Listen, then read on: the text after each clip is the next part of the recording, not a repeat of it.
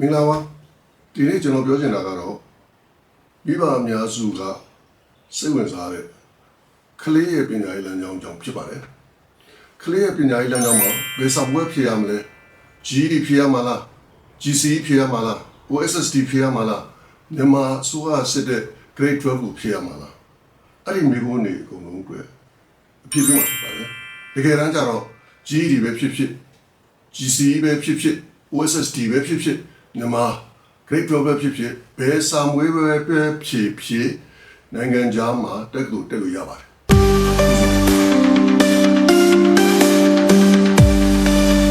မင်္ဂလာပါဒီနေ့ကျွန်တော်ပြောမယ့်အကြောင်းကတော့မိဘများစိတ်ဝင်စားတဲ့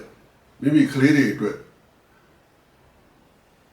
အထက်တန်းကျောင်းတွဲလက်မှတ်စာမွေးမှာဘယ်စာမွေးဝင်ဖြေရမလဲဆိုတာကိုပြောမှာဖြစ်ပါတယ် GED ပဲဖြစ်ဖြစ် GCE ပဲဖြစ်ဖြစ် OSSD ပဲဖြစ်ဖြစ်မြန်မာ Grade 12ပဲဖြစ်ဖြစ်ဘယ်စာမွေးကိုပဲဖြစ်ဖြစ်နိုင်ငံခြားမှာတက်လို့ရပါတယ်မိဘအများစုရဲ့မေးနေတဲ့မေးခွန်းကတော့ GED ဖြေရင်တက်လို့ရသလား GCE OSSD ဘယ်ဟာပိုကောင်းတာတော့မြန်မာ Grade 12တဲ့ကောင်နိုင်ငံခြားမှာတက်လို့ရရဲ့လားအဲ့ဒီမေးခွန်းတွေမေးနေကြပါတယ်အဖြေကတော့ GED ပဲဖြစ်ဖြစ် GCE ပဲဖြစ်ဖြစ် OSSD ပဲဖြစ်ဖြစ်မြန်မာ Grade 12ပဲဖြစ်ဖြစ်ဘယ်စာမူပဲဖြစ်နိုင်ငံခြားမှာတက်လို့ရှောက်ထားနိုင်ပါတယ်ဒါပေမဲ့စမွဲမျိုးစားပုံနဲ့တင်ထားတဲ့ဘာသာရပ်တွေပုံမူတည်ပြီးတော့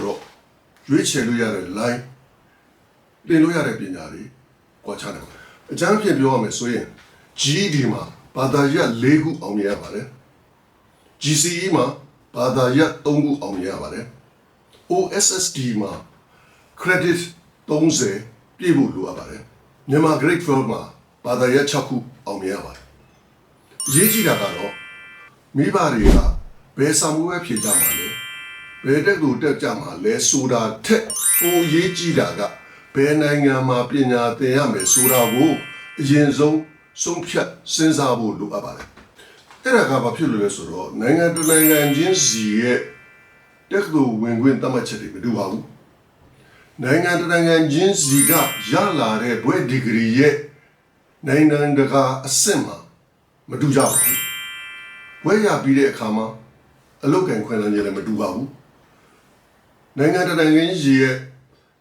နေထိုင်ခွင့်ပေးတဲ့လူဝင်မှုကြီးကြပ်ရေးမူဝါဒလည်းမတူပါဘူးနိုင်ငံတကာနိုင်ငံကြီးရဲ့ကလေးတွေရဲ့အနာဂတ်ဘဝတက်လန်လည်းမတူကြပါဘူးဒါကြောင့်မို့လို့ဘယ်စာမွေးပဲဖြစ်မလဲဘယ်တက်လို့တက်မလဲဆိုတဲ့မိခွန်းတွေရဲ့မတိုင်ခင်မှာဘယ်နိုင်ငံကမိမိကလေးတွေအတွက်အကောင်းဆုံးအနာဂတ်ကိုဖန်တီးပေးနိုင်မလဲဆိုတာကိုအရင်ဆုံးစဉ်းစားပေးရမှာဖြစ်ပါတယ်အဲ့ဒီလိုကလေးတွားစာသင်မဲ့နိုင်ငံကိုရွေးချယ်ပြီးမှသာဘယ်ပညာရေးလမ်းကြောင်းနဲ့ပဲစာမွေးဖြစ်မှာလဲဘယ်တက်လို့နဲ့ဘယ်ဘာသာရပ်တက်မှာလဲအဲ့ဒါတွေကိုဆက်လက်ရွေးချယ်ရမှာဖြစ်ပါတယ်သိနေရအောင်ဘယ်လိုရှိပါသလဲမိဘတယောက်အနေနဲ့ဘယ်စာမွေးကိုဖြေရမယ်ဆိုတာကိုအရင်ရွေးတင်တယ်လို့ထင်ပါသလားဘယ်တက်သူကိုတက်တင်တယ်လို့အရင်ရွေးရမယ်လို့ထင်ပါသလားဒါမှမဟုတ်ဘယ်နိုင်ငံကိုတွားမယ်ဆိုတာကိုအရင်ရွေးတင်တယ်လို့ထင်ပါသလားဟိုဘက်မှာညှောက်ပြီးပါ